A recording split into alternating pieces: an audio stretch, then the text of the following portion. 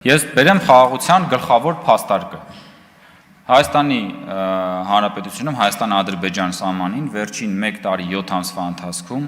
ոչ մի զինվոր չի զոհվել կրակոցից։ 1 տարի 7 ամսվա ընթացքում ոչ մի զինվոր չի զոհվել կրակոցից։ Սա խաղաղության ամենամեծ կռվանն է։ Ես կարող եմ այստեղ վերջակետ դնել ու այլ ոչ մի հիմնավորում չասել։ Եթե որևէ մեկի համար այն փաստը, որ 1 տարի 7 ամիս որևէ զինվոր մարտական պայմաններում չի զոհվել,